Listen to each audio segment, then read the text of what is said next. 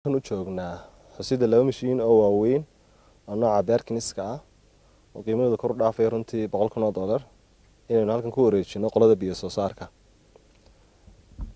Mashiinadan runtii baahi baa loo qabaa.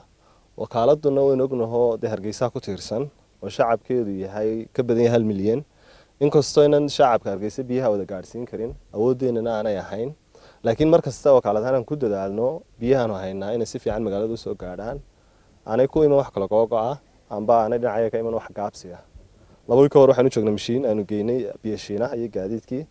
Maanta waxaanu wareejin doonaa labadan mashiin oo ku wareejin doona biyo soo saarka geedeeble. Hantidaa waxay lacagtooda kor u dhaafi doontaa ku dhawaan doontaa $180,000. runtii waa hanti qaali ah. Wakaaladuna waa meesha ugu mudan inaan u hurno wixii lacag la maalgeliyo oo awood lahaato. Way biyuhu waa noloshii lagama maarmi karo markasta waa loo baahan yahay.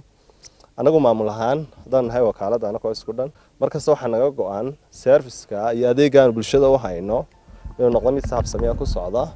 Wixii ay wakaaladu soo saartana ay noqoto mid aan ku celino wakaalada.